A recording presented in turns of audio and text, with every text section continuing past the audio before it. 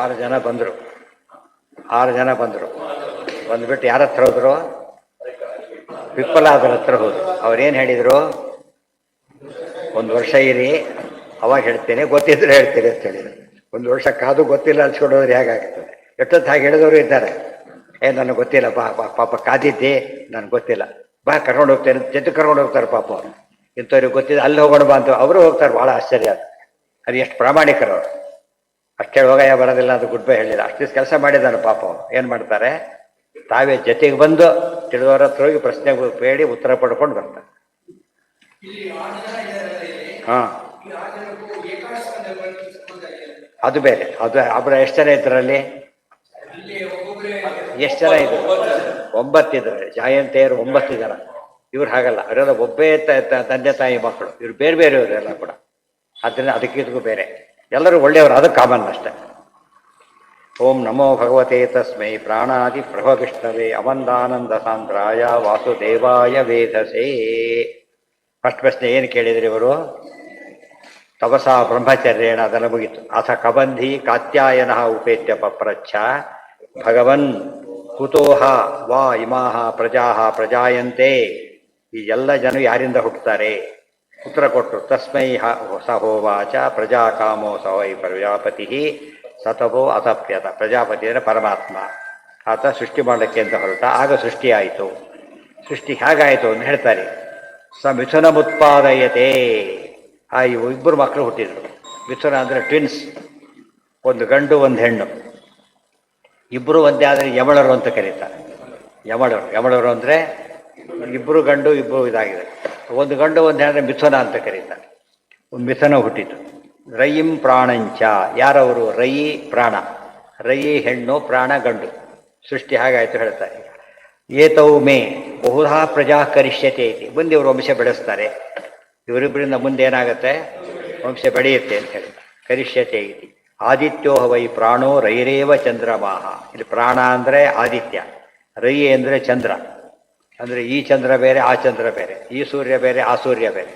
ಈ ಚಂದ್ರ ಅಂತ ಹೇಳಿದರೆ ಭಾರತೀ ದೇವಿ, ಆ ಸೂರ್ಯ ಅಂತ ಹೇಳಿದರೆ ವಾಯುದೇವ. ಈಗ ಧಾತ ಯಥಾಪೂರ್ವ ಕಲ್ಪಯತ್, ಇದೇ ಅರ್ಥ. ನಿತ್ಯ ಹೇಳೋದಿಲ್ಲ ಅದನ್ನು. ಸೂರ್ಯ ಚಂದ್ರಮಸೌ ಧಾತ. ಸೂರ್ಯ ಅಂತ ಹೇಳಿದರೆ ವಾಯುದೇವರು, ಚಂದ್ರ ಅಂತ ಹೇಳಿದರೆ ಭಾರತೀ ದೇವಿ. ಅದು ಯಾವುದಿದು? ಯಾವ ಸೂಕ್ತ ಅಂತಾರೆ ಇದಕ್ಕೆ? ಅಘಮರ್ಷಣ ಸೂಕ್ತ. ಗೊತ್ತಾಯ್ತಾ? ಅದನ್ನು ಹೇಳ್ಕೊಂಡು ನೀರಲ್ಲಿ ಮುಳುಗಬೇಕು ಅಂತ ಹೇಳ್ತಾರೆ. ಸವಾಯುಂ ಸೂರ್ಯ ನಾಮಾನಂ ಚಂದ್ರನಾಮನೀಂ ಸರಸ್ವತೀಂ. ಇಲ್ಲಿ ವಾಯು ಚಂದ್ರ, ವಾಯು ಇಲ್ಲ ಬ್ರಹ್ಮ, ಎರಡು ಸರಿನೇ. ಬ್ರಹ್ಮ ಸರಸ್ವತಿ, ವಾಯು ಭಾರತಿ. ಚಂದ್ರನಾಮ್ನೀಂ ಸರಸ್ವತೀಂ.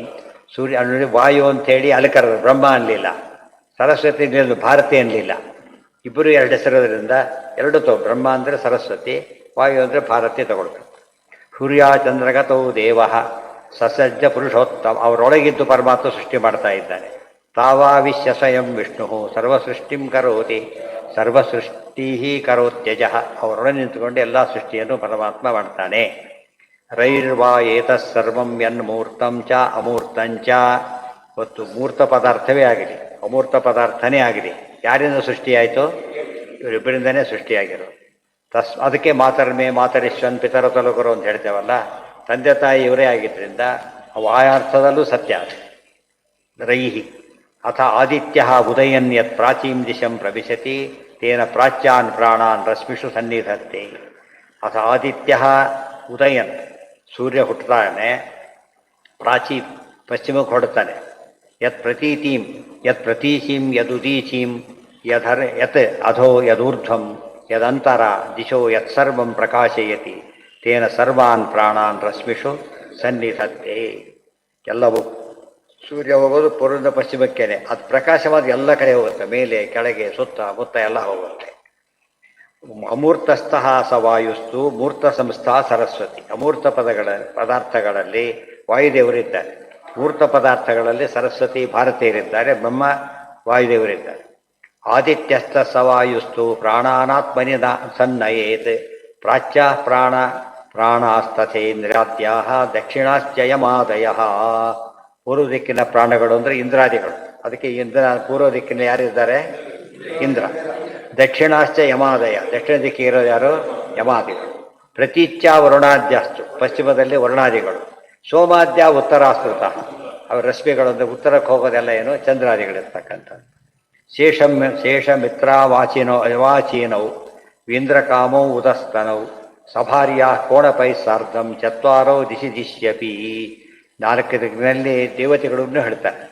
ಶೇಷಮಿತ್ರವು ಅವಾಚೀನೌ ಕೆಳಗೆ ಶೇಷಮಿತ್ರರು, ವೀಂದ್ರಕಾಮೌ ಉದಕ್ತನೌ ಗರುಡ ಕಾಮರು ಮೇಲೆ, ಸಭಾರ್ಯಾ ಕೋಣಪೈಹಿ ಸಾರ್ಧಂ ಸಭಾರ್ಯ ಅಂದರೆ ಪತ್ನಿ ಸಮೇತರಾಗಿ, ಕೋಣಪರು ಅಂದ್ರೇನು ವಿದಿಕ್ಕುಗಳು ಅವು ಕೋಣ ದಿಕ್ಕುಗಳು. ಪೂರ್ವ ಇವನ್ನ ಹೀಗೆ ಹಾಕ್ತೀವಲ್ಲ ಇವೆಲ್ಲ ಏನಿವೋ ದಿಕ್ಕುಗಳು, ಮಧ್ಯೆ ಹಾಕೋದೆಲ್ಲ ವಿದಿಕ್ಕುಗಳು. ಒಟ್ಟು ದಿಕ್ಕುಗಳು ಅಂದರೆ ಎಷ್ಟು? 4. ವಿದಿಕ್ಕುಗಳು ಸೇರಿ 4, 2 ಸೇರಿ 8, ಮೇಲೆ ಕಡೆ ಸೇರಿ 10. ದಿಕ್ಕು 4 ಅಂದ್ರೂ ಕರೆಕ್ಟು, 8 ಅಂದ್ರೂ ಕರೆಕ್ಟು, 10 ಅಂದ್ರೂ ಕರೆಕ್ಟು. ಯಾವ ವ್ಯೂ ಪಾಯಿಂಟ್ ಇದೆ ಹೇಳ್ತಾರೆ ಅದು ನೋಡ್ಕೊಂಡು ಹೇಳಿದರೆ ಸರಿ. ಹಿಂದೆ ಬಂತಲ್ಲ 12, 10, 7, 6 ಇವೆಲ್ಲ ಕರೆಕ್ಟ್ ಅಂತ ಹೇಳೋದಕ್ಕೆ ಯಾಕೋ ಹಾಗೆ.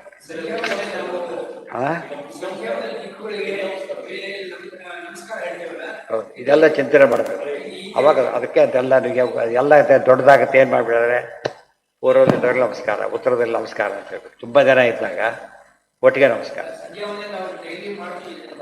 ಡೈಲಿ ಮಾಡ್ತೀರಾ? ಎಂದು ಬಿಟ್ಟಿಲ್ಲ. ಅದೇ ಇದೆಲ್ಲ ಗೊತ್ತಾದಷ್ಟು ಏನಾಗುತ್ತೆ ಅಂದರೆ ವಿಶೇಷ ಅರ್ಥ ಗೊತ್ತಾಗುತ್ತೆ. ಸಂಧ್ಯಾವಂದನೆ ಅವೆಲ್ಲ ಹೇಳಿಬಿಟ್ರೆ ಸಂಧ್ಯಾವನೆ ಮಾಡೋದಿಲ್ಲ, ಅವ್ರು ತುಂಬ ಜಾಸ್ತಿ ಆಗಿಬಿಡುತ್ತೆ. ಅವು ಎಕ್ಸ್ಪ್ಯಾಂಡ್ ಆಗ್ತಾ ಹೋಗುತ್ತೆ, ಜ್ಞಾನ ವೃದ್ಧಿ ಆಗ್ತಾ ಹೋಗುತ್ತೆ. ಸರಿಯಾಗಿ ಜ್ಞಾನ ಬಂದ ಮೇಲೆ ಅಪ್ರೋಷ್ಟ ಜ್ಞಾನ ಬಂದು ಸಂಧ್ಯಾವಂದನೆ ಕರೆಕ್ಟಾಗಿ ಮಾಡ್ಲಿಕ್ಕೆ ಬರೋದು. ಅಲ್ಲಿವರೆಗೂ ಏನೇನು ಪ್ರಾಕ್ಟೀಸ್ ಇದ್ದಾಗ ಅಷ್ಟೇ, ಫುಲ್ ಮಾಡೋದಾಗ. ಪ್ರಾಕ್ಟಿಕಲಿ ಎಂಟರಾದಾಗ ಮಾಡೋದು ಬೇರೆ, ಥಿಯರಿ ಕೇಳ್ಕೊಂಡು ಪ್ರಾಕ್ಟಿಕಲ್ ಹೋಗೋದು ಬೇರೆ. ಇವೆಲ್ಲ ಥಿಯರಿ, ಅಪ್ರೋಷ್ಟ ಜ್ಞಾನ ಇವೆಲ್ಲ ರಿಯಲೈಸೇಷನ್ ಬರಬೇಕು. ಸಯೇಷ ವೈಶ್ವಾನರೋ ವಿಶ್ವರೂಪ ಪ್ರಾಣೋ ಅಗ್ನಿರುದಯತೆ ತದೇತಚ್ಚ ಅಭ್ಯುಕ್ತಂ. ವೈಶ್ವಾನರ ವಿಶ್ವರೂಪ ಪ್ರಾಣಾಗ್ನಿ ಅಂತ ಕರೀತಾರೆ. Very important. ವಾಯುದೇವ ಏನಂತ ಹೆಸರಿದೆ? ಪ್ರಾಣಾಗ್ನಿ. ಜೀರ್ಣಾಗಾಗ್ನಿ ಈ ಅಗ್ನಿ ಅಲ್ಲ, ಈ ಅಗ್ನಿ ಜೀರ್ಣ ಮಾಡೋದಿಲ್ಲ. ಯಾವ ಅಗ್ನಿ?